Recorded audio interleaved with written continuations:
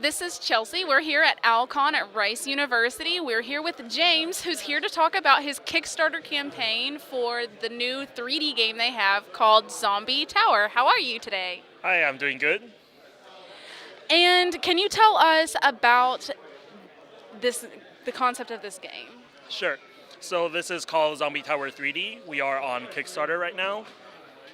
So the interesting thing about the game is everybody will occupy one space, and during the game you're not able to see what other people are doing, but this is a semi-cooperation game. So you're still trying to work with everyone, but right after the game ends, depending on how many survivors you save and how many secret objectives you completed, there's still going to be only one winner.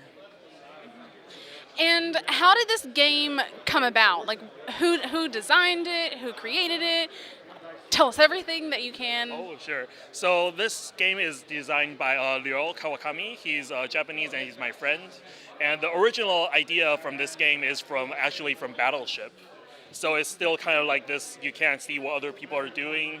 And then that's how this concept came about, to not see what other people are doing, but you're trying to cooperate together. And you said that earlier that this game was already popular in Japan and that y'all are trying to bring it to America. What are the challenges that you're going to run into bringing it over? I think the main dilemma we're getting is between choosing English text and icons. Because originally we have icons planned, but some people say, oh, they're not used to icons, so they want the text. So we're kind of debating, and then right before the Kickstarter ends, we'll let our backers decide which one they want to go to. And right now, the Kickstarter is about 80% done, and you have 25 days left. Are there any stretch goals that you guys have in mind? Yes, so there are actually lots of stretch goals.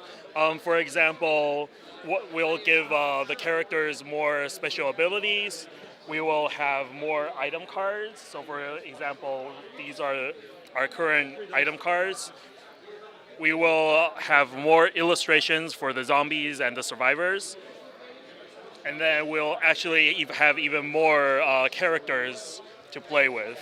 And one of the major things is, for example, this is our damage marker currently, and then we'll be upgrading them to gems.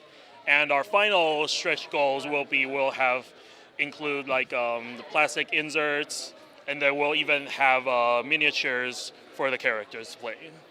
Earlier you were explaining to us about the game mechanisms and that you were going to be upgrading and making more of these weapons like this, and that they work in conjunction so that if you have something and somebody else has it. Can you talk about that? Sure. So this mechanism is many of the items come in pairs. So for example, you have a handgun, you'll need a magazine to work with it. But most of the time, it's going to be really hard for you to get both the handgun and a magazine. So for example, maybe I'll have a handgun and you'll have a magazine. We'll have to work out a deal. So maybe I'll be giving you my handgun. But during the game, I can't just give the item to you. So that's where these slots on the walls are for. So for example, I'm on my side, you're on this side, and then we'll say, okay, I'll pass my item to you on your room 5. So on my side, I will have to come to this room, and then I will have to insert my card over here. And then when it's your turn, you'll have to come down to this room, and then to pick up this card by yourself. I noticed that there's like this start sign. Is it like a timed game? You only have so much time?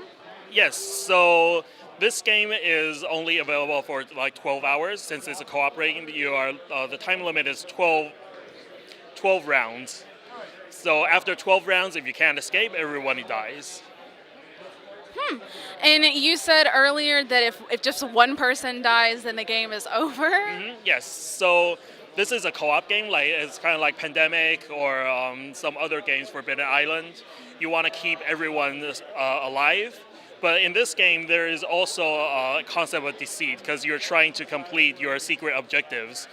And most of the secret objectives is like keeping a certain item in your possession before the game ends. But sometimes maybe another player is in danger, and then he's maybe asking for a handgun. you have the handgun, but your objective is to keep a handgun when the game ends. So maybe you want to lie to him, say, "Oh, I don't have a handgun."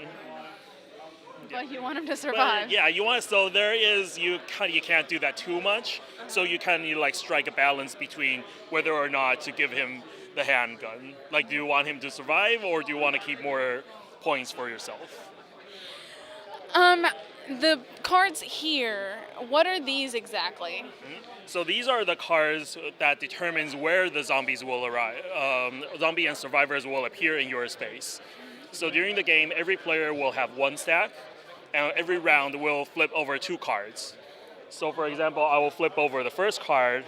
The first card always is for the zombies. So right now, one zombie will go to room 10, which is over here. Whoops. And then I'll flip over another card. Right now, one survivor will go to room 9. And so because the cards are all shuffled differently, every player will have their own zombie set up. And every player's situation will be different. These cards here on top, what are these? So these are our item stacks. So for example, when you're playing the game, you can search the room for more items. So there are survival items, the items that you need to escape. There are more weapons. There are like first aid kits to heal you. And for example, right now, I will search the room. I'm on floor 3 right now. So I will get one of the 3rd floor card. And sometimes these are also event cards. So right now there's a fire in my room. And then right now I'll just have to put this fire in my room, and then I'll have to like go somewhere else so I don't get burnt. Because you can kill yourself. I can kill myself. That would be terrible in a zombie apocalypse. You just kill yourself. And then you just lose the game for everybody. Is there anyone that you would like to thank for the development of this game? So I would like to thank the designer. We actually met here at Rice at the cafe just next door. I randomly saw him playing this game with some other friends, and I went to talk to him. And then I figured out he's the designer, so I was like super excited. And then we ended up opening the company to sell this game on Kickstarter. And what exactly is your position within this company? So right now I am actually every other position than the designer. So I'm doing all the social media, all the Kickstarter work, everything. That's a lot. How do you, what advice would you have for somebody who's also in that same position that has to balance all of this stuff? I guess you work hard. Work hard, and then my suggestion is to try everything you can. So even it sounds like something that's implausible, you can still try it. It doesn't really hurt. But when you try enough times, you'll have something coming up. Well, thank you for introducing us to your wonderful game. It's on Kickstarter. Everybody go check it out and donate to it. It's almost completely funded. It's called Zombie Tower 3D. And keep it epically real.